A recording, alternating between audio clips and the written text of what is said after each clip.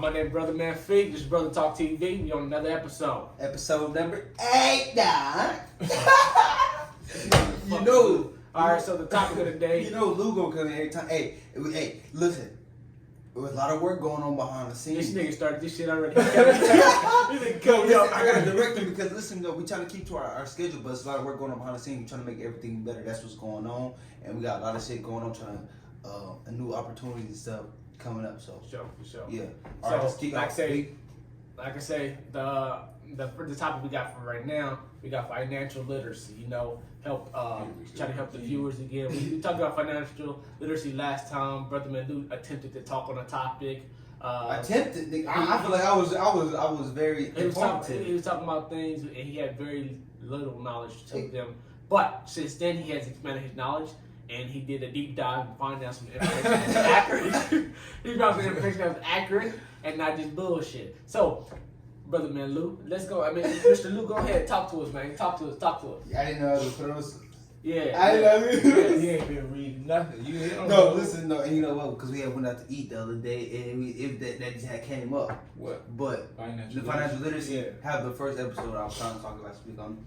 So did you learn something? I mean, I've been doing stuff. You know what I'm saying? As far as how to you know what I'm saying, manage my credit and just see how it really works firsthand. Okay. Though at first when I first started talking about it back when our first episode aired, you know what I'm saying, like that, I had no knowledge of it. I just thought it sounded good. I watched a couple YouTube videos. I thought no, but lately I've been off YouTube and in the real world. You got a book? No, in the real world and learning by experience. You know what I'm saying? So what have you experienced? I have experienced refinancing my car. Refinancing? Yeah, refinancing my car. It went down a little bit. Yeah, my interest rate, my APR, you know what I'm saying, went down. I started at 25%. They fucking me over.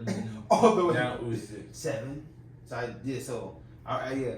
So it's really good. And then I got to open a credit card. You know what I'm saying? You don't want to switch your car out to get something a little more. You know what? Actually,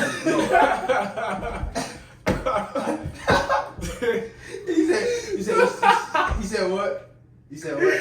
Little more manly. You got that motherfucking RC car out there. So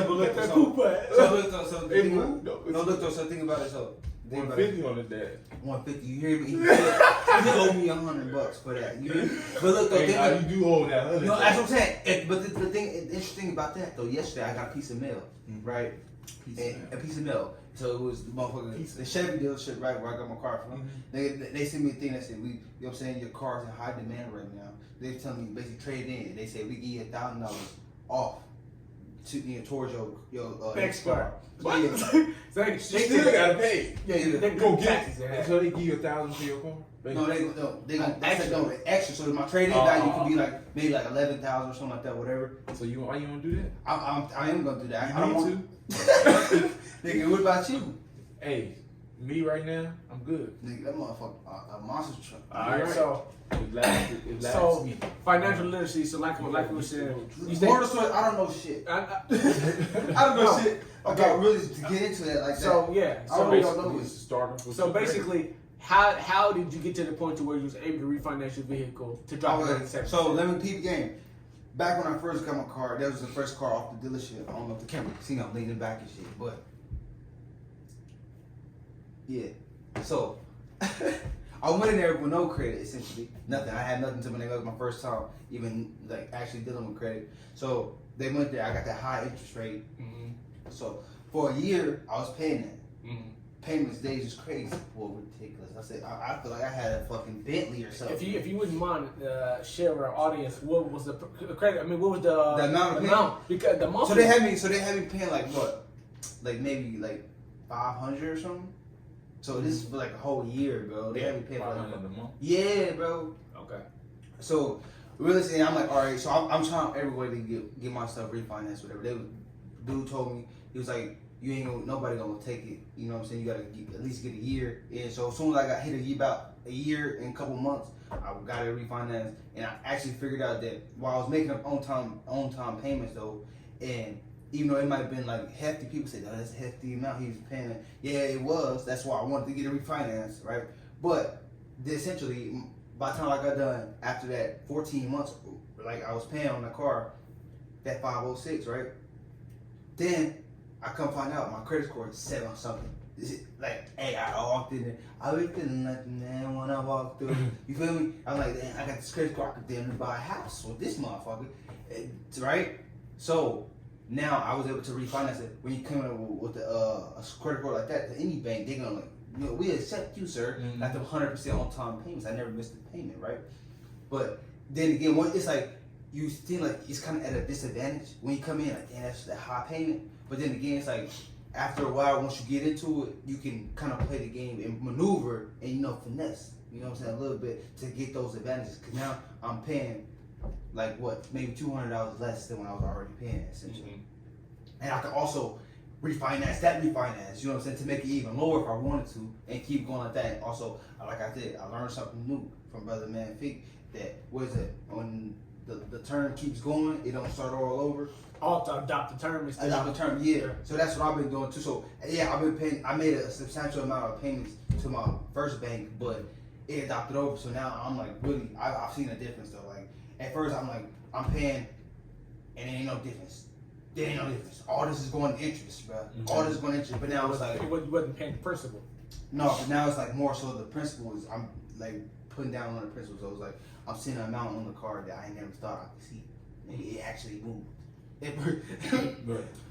price is the loan I have to pay back. So what do you recommend? So you seen the experience that you had to go through. Honestly, I recommend if you can. Damn, can I get to the question? God damn, something through, man. I was saying though, man, seeing the experiences you went through buying your first vehicle, how would you guide someone to prevent them from going through the same thing you went through? So first, I would say go with somebody that's expert in finance and actually know what the fuck and how the shit system works. I was there. He was there. He helped me, and I got fucked out of the deal. He asked me if I got fucked out of a car. No, but look though, but the thing about it, I was a desperate at that time for a car because I didn't have my car was down.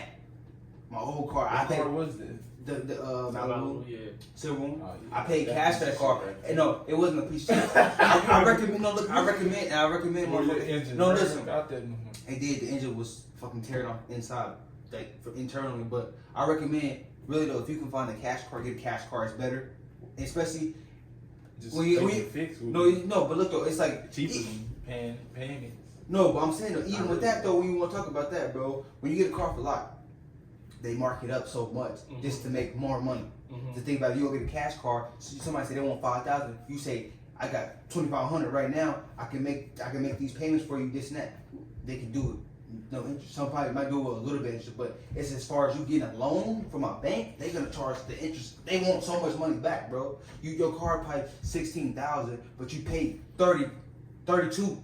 Yeah. You pay extra 16,000 on top of that in interest, bro. So really, I recommend if you save some money.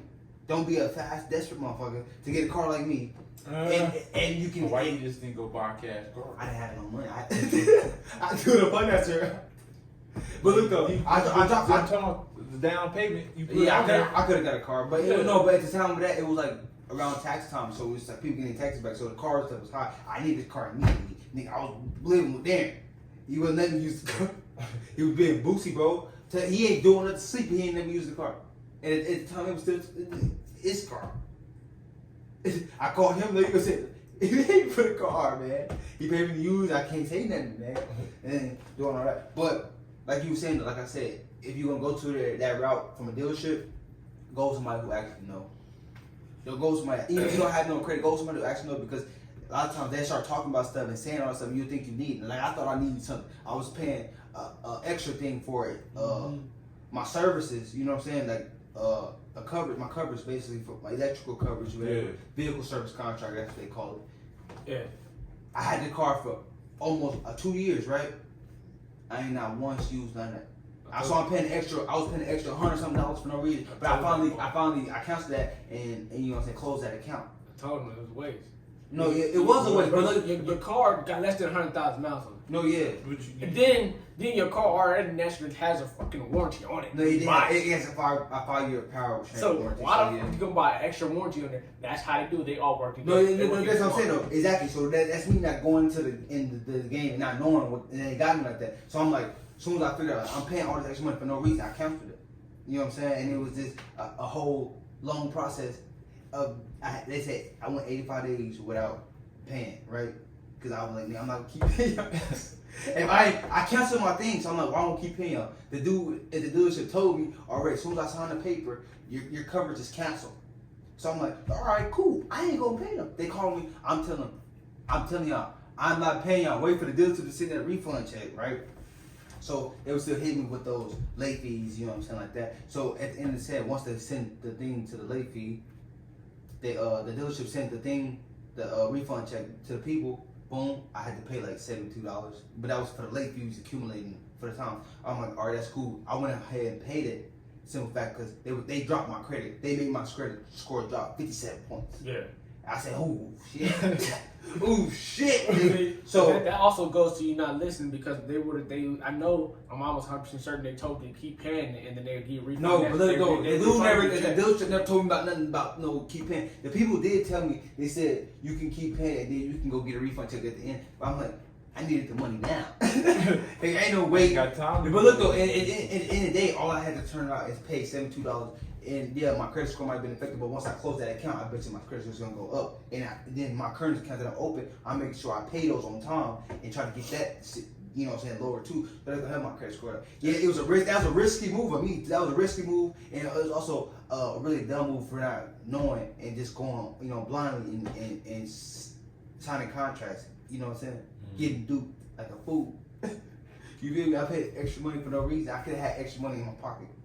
But they got me. But that's why we here on BrothaTalkTV, baby, live from a dumbass. You feel me? Listen to me, because I've been through it. You know what I'm saying? If you're going to go out there and do it, at least take somebody that know. Don't go with nobody like your brother. What's his name? It's Jay Miller. Oh, Jay Miller. I forgot your name, bro. Cut, nigga. Cut. I ain't no cuts. Nah, I know. I ain't taking that. Nah, but... Might mute you, but... No, I said, what's your name, bro? But listen, though. Yeah, that's really to answer your question. Bro, you... Like I say, man. You want this? So You want the mango?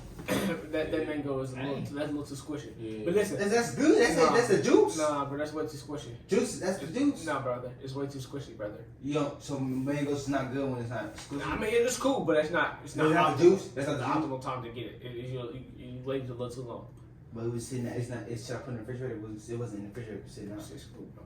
Why would you... I don't know how you like yours. Why would you... Listen though, nonetheless, I don't so know, you been rubbing this on... is this is financial literacy. This one of the pieces that we had talked about. Basically, what he stated was just make sure you know before you go. Know the information about the car you're trying to get. Know the information about how the dealership is going to make you. Is going to upsell you to get more things that you're not going to necessarily need. And then make sure prior to you getting a car, you want to make sure you get you a credit line prior to getting a car. Exactly. No, go ahead. Hey, Go man. ahead. No, go ahead though. Go Hey, ahead. man. Go ahead. Yes, Go dude. ahead. Go Nah, ahead. so like I I'm was saying, disagreeing with you, you bro. want to make sure you get a credit line at least a year, and having a credit line for at least a year prior to you going to the dealership towards your APR on your vehicle is not absurd. Towards your APR could be like 15% or something like that. It might not be 7%, might not even be 5%, but it would be lower than you actually having the high credit, because you can have it. When I actually got my car, they wanted me to pay 30%, which I did that for like first 3 months, and then I refinanced it because I already had a credit line. I just needed to make a power move to drop my stuff down. So I just took, what's that? So I'm making a side note because when I was talking about my percentage and why I had to wait so long to refinance is because I didn't have a credit line. I didn't have no line. That was my first actual form of credit. But you know what I'm saying? So getting established, starting off like that. So like you said, go in there with a credit line already open, so then you can make those moves and maneuvers instead of have to wait the long game like I had to do. Yeah. So like I said, I had my credit line for a little under a year, so I had to wait those 3 months, but I was willing to wait those 3 months. Like I said, I made a few mistakes when I bought the vehicle. Like I said, you don't want to make an extreme amount of down payment. I recommend you doing the minimum amount for the down payment, although the APR is still going to be a little crazy. You make the minimum amount of down payment because they started going to make sure you add the taxes on the vehicle onto your payments, so it can divide up and everything like that. And then if you have the extra money, if you want to put, say if it's $8,000 down, but the minimum they want down is $2,000, you put $2,000 down to get the total number, and then you pay the other $6,000 to the principal, so that the interest rate on that number will be lower on the total amount rather than doing it on the big amount on the initial, because then that's just not going to go to the principal, it's just going to go to taxes, and it's just going to go to that 30% that you're going to owe per dollar. So that's what we got for financial literacy to help you guys. Like I say, people getting vehicles, people graduating, people getting cars. People getting graduation money, buy them cars, houses, Just or apartments. getting into life though, you know what I'm saying? You know. You gonna learn it. You gonna eventually have to get into it. I mean, because like I said, we're not technically in summer yet, but we're about to be in summer. So, a lot of people moving around, trying to get new things, get a little bit more money in their pockets from graduation and stuff like that. So we're trying to help people with financial literacy. Every once in a while, to try to get you some guys, get some side notes in there. If you like the financial literacy, we'll get into a little bit more and we can go deeper. We can go deeper into it and really explore it. We just talking about, basically our experiences right now, how we've been going through the life.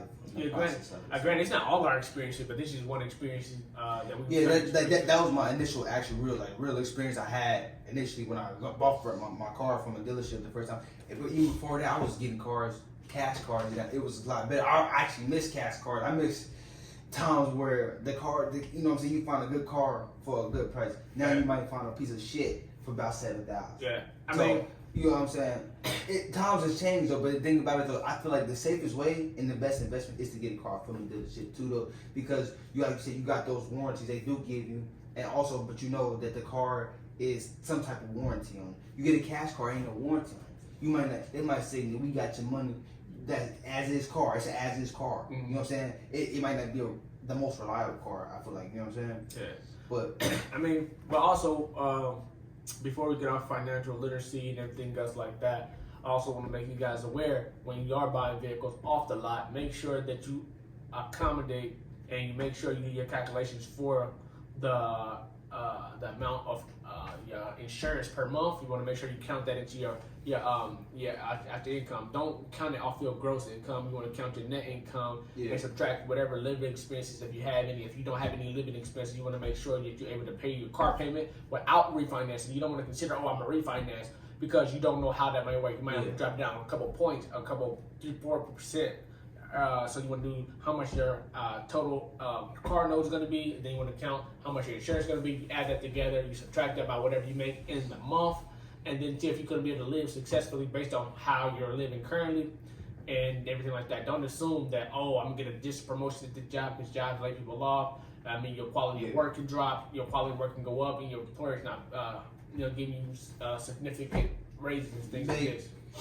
Make decisions that's not going to suffocate you or drown you. Make your own ones that can make you elevate and fly. So you don't want to make decisions based on what you think your future is going to be. You want to base the decision on what your current position is now. Yeah, and what you know. Because you don't want to speak for what you don't know. Yeah. Speak what you know and make sure you live, go according to that so you don't suffer in life. You can have a good life and still enjoy the things you want. Don't try to live above your means. That's really it. That's a piece of advice for all you spenders out there. It's very easy. But it's very easy to see money coming in and then you be like, I'm gonna get some more money. I'm gonna go do this. But like I say, I'd rather save more money than spend more money. That's the tip of the day.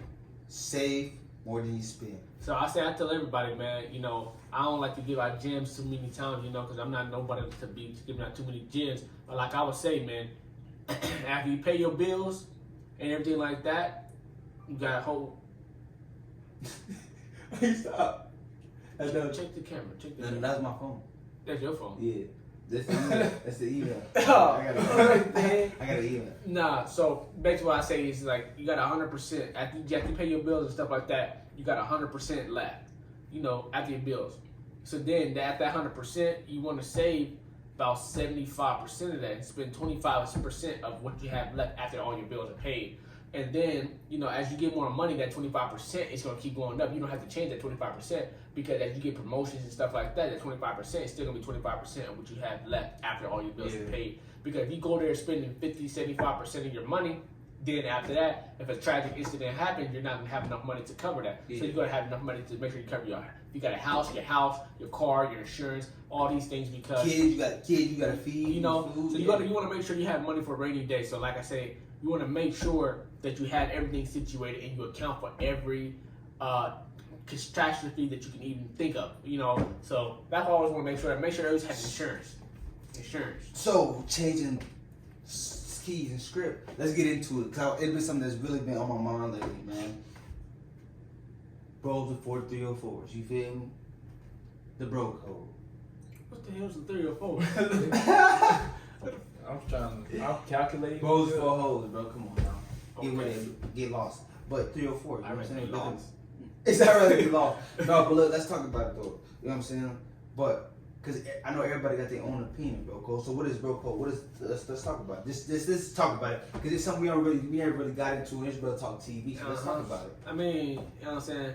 I feel like, you know, the bro code is a simple thing, man. It's like 3 to 5 things, whatever, that's required to be in bro code. Like I said, it's loyalty, respect, determination, hustle, and ambitions. So if you got all these things, that is, so as long as you stay within that parameter, you're good. So like I said, loyalty. To be loyal, that means, you know what I'm saying, you ain't gonna try to jump over his back to jump over a dollar, a girl, or anything else, or even opportunity. Yeah. Because that loyalty is to support him and to make sure you hold him down. Because at the end of the day, if he get that promotion, if he get that foot up on you, he up that hill a little bit more higher than you, he can help you get up there the easier route. Don't gotta go through the same troubles he went through, but he can help you succeed. Yeah. So loyalty is to help each other, make sure you stay loyal to each other, and make sure that you have each other's back and maintain a good relationship. So that's what I say, loyalty. It don't matter if it's money, women, whatever, property. Loyalty is the number one thing. So what do you gotta say about the bro code, man? Well, I mean, it's a lot of things you can say, you know. But like you said, you know, to dumb it down, it's just certain stuff that you know. If you're a real person, you know what's right and what's wrong. You know how to treat people. So it ain't just, it's more than the bro code, it's just life, you know. You know how you want to be treated. So why do this to somebody? And like you said, you never know when you're gonna need somebody. It was a saying I heard this week, I forget where it was, but it was like, you need as many friends as you can get, but you don't want more enemies than friends. Cause then you got more enemies than friends, your allies can't help you because they still got more people than you. You know, so know who you around, know who you talking to, and you know, go according. So in your opinion, what violates the bro code? I mean, it's a lot of things. I mean, you know, I feel like the bro code is specified to the group that you're in and the group you associate yourself with. Yeah. Because everybody else got different bro codes. But I wouldn't even say for me, I don't necessarily have a bro code. I have just basically an associate code. Because like I say, I do business with women, men. I don't care if you're gay, straight. It makes me no difference. I don't care what you are. You know what I'm saying? But like I say, don't matter what you are, no matter what you identify yourself as, if you don't identify yourself and one of your characteristics is not loyalty, I can't deal with it. Don't matter how much money you got, whatever.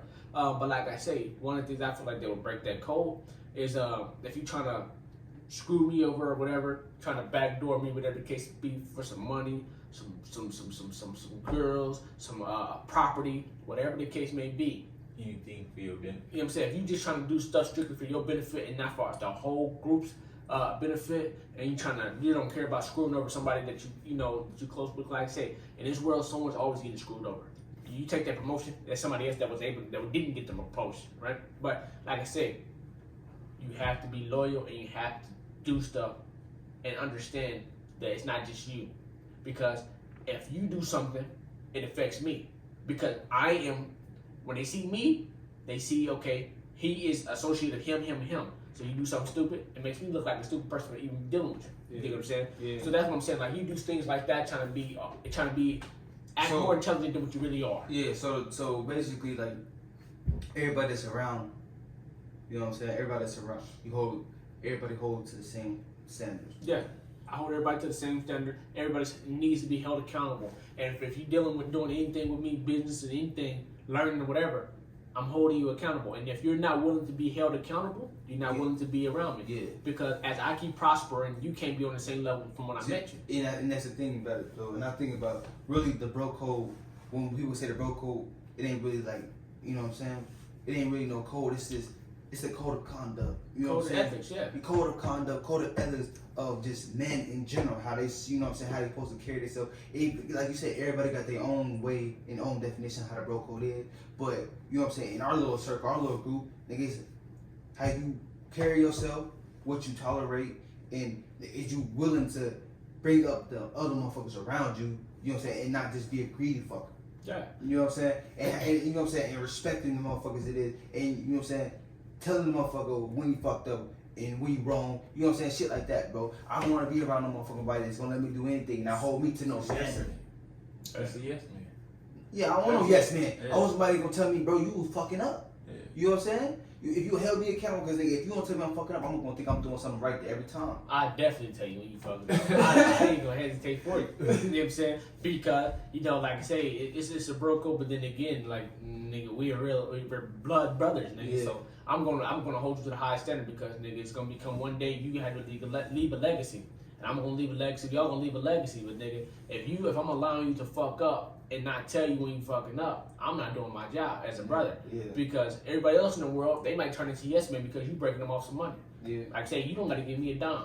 But if Yeah. you failing, If you give me something, but I'm saying, Yeah, but if you failing and I'm succeeding, I'm failing you because I should be able to give you some of my knowledge, regardless of who's the oldest or whatever. We all have our own special expertise. Yeah. You know what I'm saying? We understand things better. So you might understand science and book work and shit like that. I understand financial literacy. I understand accounting. I understand credit. I understand all the street stuff to help you fight and go like that. But you got the book side. Yeah. Then you got other people that just has the ability to do things successfully. Like can cook, can clean, can fix things and things of this magnitude. So if You you had have, Ufa on one. nah, Nigga ain't cooking. but what I'm saying is that if we all able to succeed in our areas, we can all prosper. Exactly. And then what you know, I would know, and what I know, you would know, and vice versa, all the way around. Exactly. can never have too much knowledge. No. You know what I'm saying? But if we all have our specialties, we all have our own abilities. One, it's like what was it? One bad apple rots them all. You know what I'm saying? So real say we clean house. You know what I'm saying? Yeah. Realistically though, it don't really be nobody outside. Nigga, brothers. That's it. Like you know what I'm saying? You don't really. You know what I'm saying?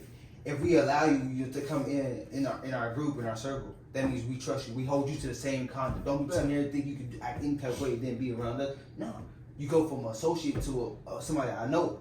That's it. Because like you said though, I want to be around some people that mean business and going to take accountability for when they fuck up, and you know what I'm saying, and try to take care of their family. You want to leave a legacy, like you said, a positive thing. You want for generations to come. And that's it. It's all about. I mean, like I say, and it's not just brothers; it's cousins also. Yeah. But I also want to state, it's a lot of my cousins I do not condone, do business with. I don't like to look at them. I don't like to talk to them. I don't like to breathe the same air as them. Everybody can't be Can't bring everybody up with No, you. you can't. It's everybody ain't gonna want to be held to the same standards anyways, and you can't hold everybody to the same standards because everybody ain't deserving of even being around and try to benefit from the next motherfucker. Like you gotta earn your spot to be around, bro. It ain't gonna just giving blood make you family or blood make you related. That don't make you family. You know what I'm saying? That don't make you gotta be a part of everything you do. Take in the people that's really gonna be real and genuine. Like he was saying, he was on the mark, but he kind of slayed off it. Like say, blood make you related, loyalty make us family. You dig what I'm saying? So I what I'm can saying, figure it out. yeah, it's good. Loyalty, and like I say, before we close out, loyalty is us having the same goal, even if we don't have the same goals, us wanting each other to succeed in our goals and helping each other whenever we can and whenever we have the ability to. You see what I'm saying? So that what you want to make sure that you got people around that want to see you prosper. And then also, if I can't prosper or if I can't learn no knowledge from you and you can't learn no knowledge from me, we shouldn't be in the same circle. You see what I'm saying? You know what I'm saying? We're wasting time. This is one thing we cannot get. We can get more money, we can get more businesses, we can get more property, but we can't get more time. So therefore, if we spend our time trying to give people knowledge and trying to keep uplifting people, and in this crazy world that we in. So that's why it's important for us to keep pushing this out. Whether we got 1 viewer, 20 viewers, 100 viewers, hell, even if we got 1 million viewers, we're gonna keep doing the same thing. We ain't gonna change. Whether we get more money, we get money, whatever. We're not changing. We're gonna be the same person. The only thing that's gonna change is our maturity and our interests. Other than that, that's it. That's it. We do this shit because it's a hobby. You feel me? It was just something we want to do, and we want to talk. You know what I'm saying? We want to let let our voices be heard, and you know what I'm saying, spread our experiences, and hopefully somebody learn from that. So really though, we're gonna leave with a question. Y'all can drop it in the comments. Please comment. Please comment. No, I'm just playing. But the thing about it though is that the question will be is that with the circles you have, your group of friends, your group of people that you know you close and tight with, how do y'all hold each other accountable? You know what I'm saying? Or what do you feel like that the girl code or the bro code or just the code in general, the code of a group of people that you got circle. What's your code? What's your code and how do y'all handle things and what type of people do y'all like to be around, and you know what I'm saying, just stuff like that. We want to understand, we want to get some feedback on that too, because we spoke about how we do and you know what I'm saying, how we hold each other accountable, but how do y'all hold the people that y'all love and y'all close to and y'all do business with accountable? And you know what I'm saying? So the question is, because he said 35 questions. So the I question, ain't said 35 the questions. question is, how do you hold people accountable in your circle? In your life. In in how do your you life. hold people accountable? Yeah. So drop in the comments below how you hold people accountable. You know what I'm saying? And yeah, that's just, we want to know. And until next time. But you know what though? We are going to be working, like I said, behind the scenes. We're going to have some guests on here soon. We're going to keep coming with the bangers and bangers. Like I said, it's been a lot going on. We're trying to get a lot situated. It's a busy time right now. But we ain't forget about the Brother Talk fam. We still here. We ain't never going nowhere. For sure. It's episode 8, baby. We gonna keep going. Road to 100 subscribers still. We still going. We know we still getting supporters. We still gaining them. We ain't losing faith in our supporters. We know y'all ain't losing faith in us. We still gonna keep going into the contact. Contact. Man, that's great. But like I say, Content. I'm Brother Man Fake. I'm Jay Miller. I'm Lou, man. It's episode 8. Brother Talk TV, baby. We out. Appreciate y'all for tuning in. Like and subscribe.